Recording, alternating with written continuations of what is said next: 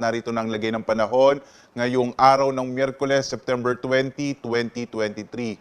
Sa ating latest satellite images, makikita nyo wala ho tayong minomonitor na anumang low pressure area o bagyo man sa loob o labas ng Philippine Area of Responsibility. At ito pong Intertropical Convergence Zone, pag sinabi nating ITCZ, ito yung pagsalubong ng hangin mula sa magkaibang hemisphere, ang nagdudulot ng maulap na kalangitan, partikular na sa ilang bahagi ho ng Mindanao, lalo na ho dito sa may Davao Region, Zamboanga Peninsula at ilang bahagi ng BARM. Samantala ho, ito nga Kamaynilaan at itong bahagi ho ng Luzon at Visayas, inaasahan naman natin na medyo mainit pa rin yung tanghali habang mas malaking tsansa ng mga pag-ulan sa hapon hanggang sa gabi, dulutuin ng mga localized thunderstorms. At bagamat wala naman tayong minomonitor na low pressure area, inaasahan pa rin natin hanggang isang bagyo ho yung maaari pa rin mabuo o pumasok sa loob ng Philippine Air Responsibility hanggang sa pagtatapos ng buwan ng Setyembre. Itong bahagi, itong eastern section ng bansa, itong sa may bahagi ho ng Pacific Ocean, patuloy natin minomonitor dahil hindi natin inaalis yung posibilidad na magkaroon ng low pressure area dito sa may bahagi, silangang bahagi ng ating bansa. Kaya sa mga kababayan ho natin, posible ho no, sa hapon hanggang sa gabi, magdala pa rin kayo ng pananggalang sa ulan dahil may posibilidad pa rin ng mga thunderstorms at nadulot ng mga localized thunderstorms at mga rain showers. Samantala, narito magiging lagay ng panahon dito sa may bahagi ng Luzon.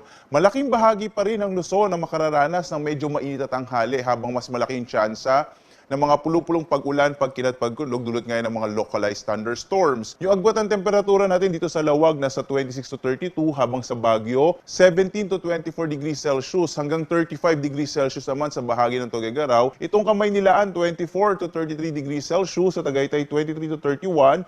Habang sa may bahagi ng Bicol, dyan sa Legazpi City, 26 to 33 degrees Celsius. Sa Calayan Islands naman, 25 to 33 degrees Celsius. Habang sa Puerto Princesa, 25 to 33 degrees Celsius. Dito sa may Kabisayaan, malaking bahagi din ng Visayas makararanas ng mga isolated rain showers and thunderstorms. Possible sa hapon hanggang sa gabi, habang agwat ang temperatura sa Iloilo, 25 to 32 degrees Celsius. Sa Cebu, 25 to 32 degrees Celsius. Habang sa Tacloban, 25 to 33 degrees Celsius. Kagaya yung binanggit ko ho, itong bahagi ng Mindanao makararanas ng medyo maulap na kalangitan dulot ng Intertropical Convergence Zone. Kaya yung area ng Zamboanga Peninsula, Davao Region, sa may bahagi ng Sultan Kudarat, sa bahagi din ho ng Maguindanao at gayon din sa may bahagi ng Sarangani, dito sa may bahagi ng Soc-Sargen, asahan pa rin ho yung tsansa ng maulap na kalangitan na may mga pag-ulan ngayong araw. At sa nalalabing bahagi ho ng Mindanao, dito sa may bahagi naman ng Northern Mindanao, kasama yung Caraga at nalalabing bahagi din ho ng BARM, at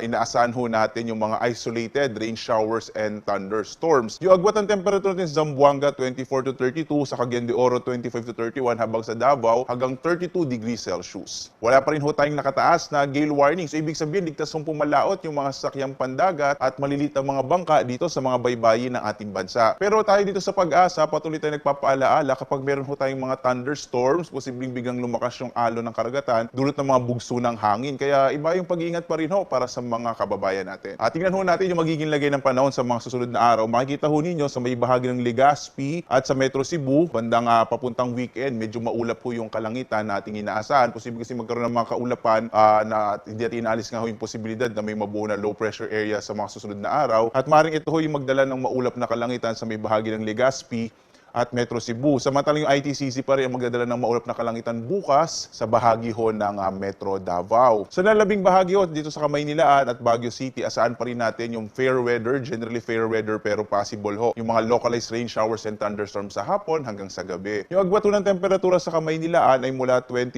to 32, sa Baguio City ay 17 to 24 degrees Celsius, sa Legazpi naman 25 to 32 degrees Celsius, habang sa Metro Cebu 25 to 31 degrees Celsius, habang sa Metro Davao ay 24 to 33 degrees Celsius.